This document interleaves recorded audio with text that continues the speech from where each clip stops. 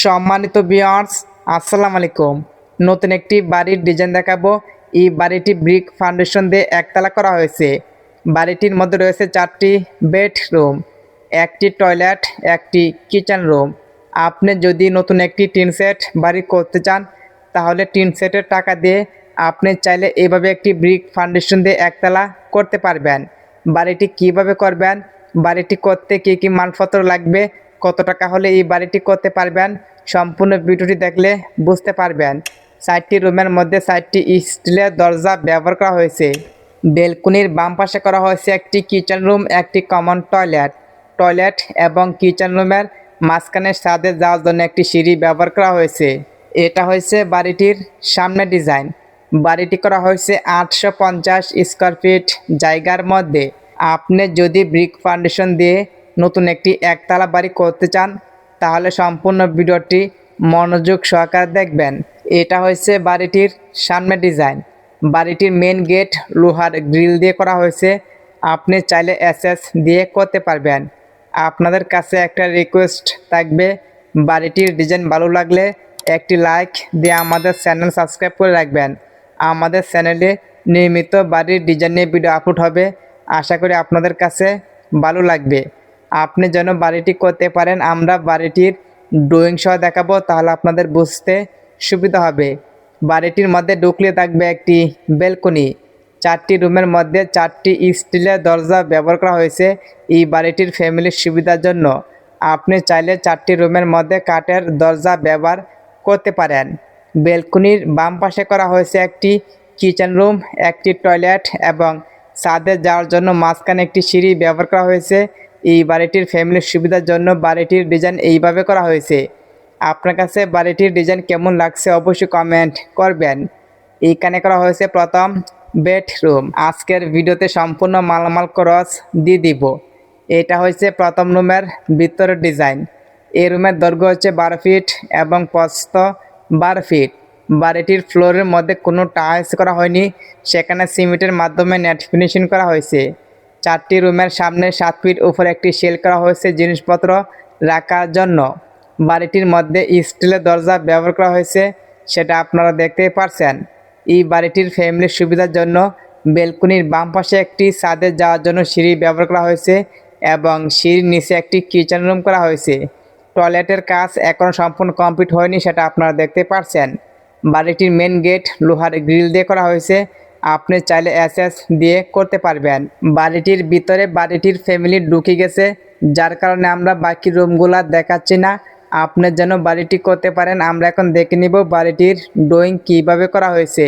এটা হচ্ছে বাড়িটির ড্রয়িং। বাড়িটির দৈর্ঘ্য হচ্ছে 36 ফিট এবং প্রস্থ 23 ফিট।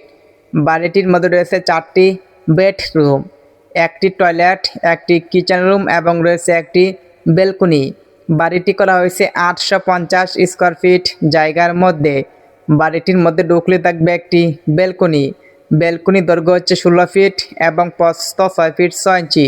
ব্যালকনির ডান পাশে করা হয়েছে একটি কিচেন রুম এবং একটি কমন টয়লেট। এইখানে করা হয়েছে প্রথম বেডরুম। প্রথম রুমের দৈর্ঘ্য হচ্ছে 12 ফিট এবং প্রস্থ 12 ফিট।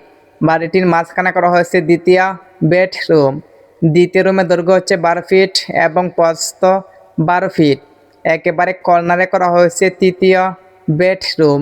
তৃতীয় রুমের দৈর্ঘ্য হচ্ছে 11 ফিট এবং প্রস্থ 12 ফিট। বেলকনির বাম পাশে করা হয়েছে চতুর্থ বেডরুম। চতুর্থ রুমের দৈর্ঘ্য হচ্ছে 11 ফিট এবং প্রস্থ 9 ফিট 6 ইঞ্চি। শুধুমাত্র এই বাড়িটির ফ্যামিলির সুবিধার জন্য টয়লেট এবং কিচেন রুম বাড়িটির ডান পাশে করা হয়েছে, সেটা আপনারা দেখতে পারছেন। আপনার কাছে বাড়িটির ডিজাইন এবং ড্রয়িং ভালো লাগলে একটি লাইক দিয়ে আমাদের চ্যানেল সাবস্ক্রাইব করে রাখবেন। আমরা এখন দেখে নিব এই বাড়িটি করতে কী কী মালপত্র লাগবে। একটি বাড়ি তৈরি করার জন্য সবচেয়ে ইম্পর্টেন্ট হচ্ছে মালামাল হিসাব। সম্পূর্ণ ভিডিওটি মনোযোগ সহকারে দেখবেন। এই বাড়িটির মধ্যে ইট লাগবে 15,000 প্রতি পিস। এটার দাম 12 টাকা হলে 15,000। এটার দাম লাগবে 1,80,000 টাকা। সিমেন্ট লাগবে 270 প্যাক। প্রতি প্যাক সিমেন্টের দাম 550 টাকা হলে 270 প্যাক সিমেন্টের দাম লাগবে 1,48,500 টাকা। বালি লাগবে 1600 ফুট। প্রতি ফুট বালির দাম 90 টাকা হলে 1600 ফুট বালির দাম লাগবে 1,44,000 টাকা। কুয়া লাগবে 850 ফুট, প্রতি ফুট কুয়ার দাম 130 টাকা হলে 850 ফুট কুয়ার দাম লাগবে 1,10,500 টাকা। রড লাগবে 1800 কেজি। যেহেতু বাড়িটির মধ্যে আরসিসি পিলার ব্যবহার করা হয়েছে, যার কারণে রড একটু বেশি লাগছে। প্রতি কেজি রডের দাম 97 টাকা হলে 1800 কেজি রডের দাম লাগবে 1,74,600 টাকা। স্টিলের দরজা লাগবে 60টি। একটি দরজার দাম 7,000 টাকা হলে 60টি দরজার দাম লাগবে 28,000 টাকা। টয়লেটের জন্য একটি প্লাস্টিকের দরজা লাগবে 4,000 টাকা। স্টিলের জানালা লাগবে 8টি। একটি জানালার দাম 6,000 টাকা হলে 8টি জানালার দাম লাগবে 48,000 টাকা। টয়লেট টাচ করতে লাগবে 15,000 টাকা। ইলেকট্রিকের মালামাল লাগবে 40,000 টাকা। স্যানিটারির মালামাল লাগবে 30,000 টাকা।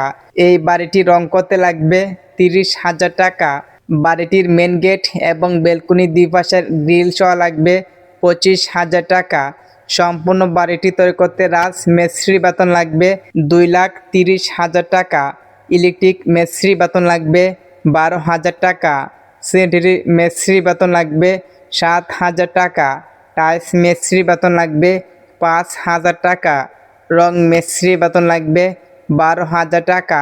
আমরা যদি সম্পূর্ণ মালামালের হিসাব একসাথে করি তাহলে এখানে দেখতে পারবো 12,36,600 টাকা।